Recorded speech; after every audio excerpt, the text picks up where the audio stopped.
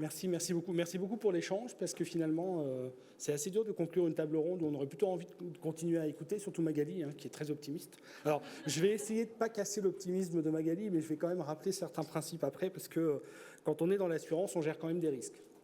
Et donc, du coup, même si moi, je me félicite et je trouve vraiment extraordinaire d'avoir une effervescence de la tech au niveau de l'assurance, c'est quelque chose qui est extrêmement positif, parce que je pense qu'on en a besoin. Je pense aussi que ce n'est pas uniquement un besoin pour les assureurs, mais c'est aussi des attentes des consommateurs, parce qu'il ne faut pas oublier qu'au bout de la chaîne, il y a quand même des assurés et des consommateurs, et que là, il y a forcément des attentes. Ils ont beaucoup bougé. Je pense qu'on a dit aujourd'hui assez régulièrement que finalement, le Covid, les confinements, les couvre-feux, les reconfinements et je ne sais quoi, finalement, ça a vraiment accéléré la digitalisation et cette idée de changer peut-être les modes de consommation, même s'il y avait déjà une lame de fond qu'on avait tous vus, tous perçus.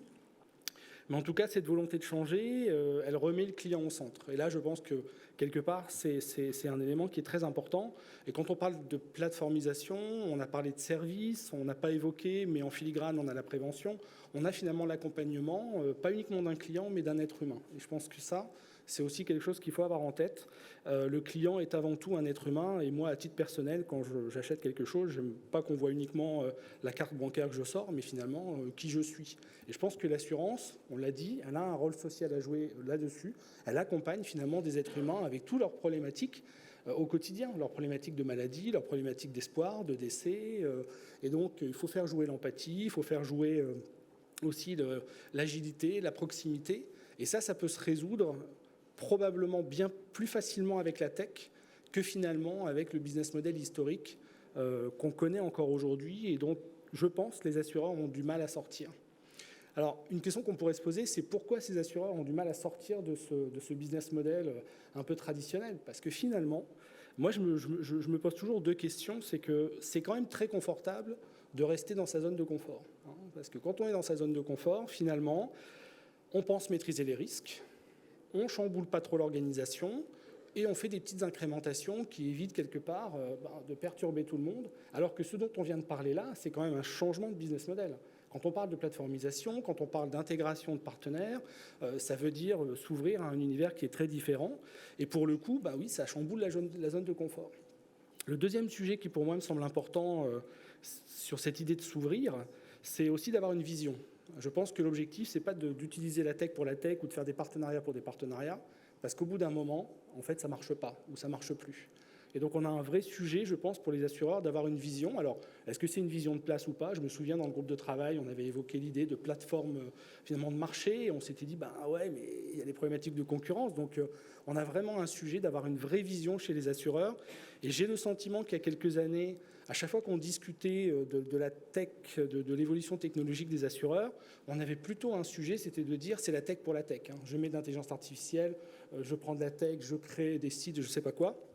Et en fait, derrière, on se demandait, mais une fois qu'on a tout ça, qu'est-ce qu'on en fait? Donc je pense que ce sujet d'avoir une vision, c'est vraiment important, parce que derrière, c'est une vision qu'on va mettre au service, peut-être d'une idéologie, en tout cas au moins des fameux êtres humains que je citais tout à l'heure.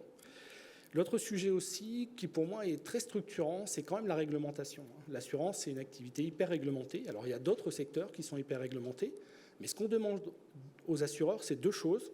C'est de bien protéger leur clientèle, et ça c'est extrêmement structurant, et on a vu ces dernières années un enrichissement, alors je ne sais pas si c'est un enrichissement dans le terme, enrichir du terme, mais en tout cas une complexification de la réglementation autour de la protection de la clientèle. Et le deuxième, c'est de rester solvable. Et donc la réglementation prudentielle, elle est aussi extrêmement compliquée. Ça aussi, ça contribue finalement à maintenir les assureurs dans cette idée que la zone de confort, elle est quand même plus confortable que si je commence à en sortir sans maîtriser finalement tous les risques. Alors, je disais que j'allais un peu casser l'optimisme de Magali, mais ce n'est pas ça que je voulais casser en fait. C'est juste de rappeler quand même que l'assurance, finalement, c'est une opération avec un cycle de production inversé. Et donc finalement, le service de la plateformisation, c'est au service du client, ça c'est évident, mais ça doit aussi être au service du pilotage des risques. Je pense qu'il ne faut pas oublier derrière que quelque part, tous ces travaux-là doivent vraiment amener l'assureur à mieux comprendre, à mieux connaître ses risques. Et ça, il faut aussi l'avoir en trame de fond. C'est-à-dire que quand on développe le service client, c'est très vertueux. Derrière, il faut aussi ne pas oublier le pilotage de ce risque. Et moi, j'ai toujours quelques craintes quand je vois des grandes effervescences sur les croissances rapides de chiffre d'affaires, parce que pour être dans l'assurance, et j'ai été dans la réassurance avant, j'ai vu que parfois avec des croissances effrénées, derrière, les risques se révélaient pas forcément toujours les bons. Donc ça, il faut toujours avoir aussi ce sujet-là en tête. Et puis enfin, je conclurai peut-être sur le côté, je pense que les assureurs ont la capacité d'être extrêmement smart en fait, parce que finalement, ils ont des données, ils ont un historique. Ok, des fois, ils souffrent un peu d'une mauvaise réputation, hein, ils ont été chahutés pendant le Covid, mais globalement, on a besoin d'assurance et on en aura toujours besoin. Donc finalement, si on sait répondre aux attentes des consommateurs et si on le fait de manière un peu smart, eh bien, on devrait réussir une transformation qui, finalement, n'a pas encore été complètement aboutie, je pense, côté assurance. Et donc, ma conclusion, ce n'est pas une conclusion, je devrais plutôt parler d'une ouverture à poursuivre, finalement, ces transformations. Et donc, merci aux jeunes, aux vieux, aux moins jeunes, je ne sais pas quoi, mais merci à tout le monde d'être là-dedans, parce que finalement, ce que rappelait Florence Lussmann ce matin, c'est que l'assurance est quand même un secteur d'activité assez passionnant. Et donc, je pense qu'on a tous à s'exciter collectivement, dans le bon sens du terme, pour... voilà, ça pourrait mal partir, surtout heureusement qu'il y a les réseaux sociaux, faire attention. Mais en tout cas, à s'exciter vraiment sur continuer à développer. Et je trouve que les travaux qu'on a fait sur cette réflexion un peu collective sur la plateformisation, c'est aussi une bonne approche, je pense, pour poser des sujets sur la table. Et puis après, voilà, chacun en fera ce qu'il voudra. Donc...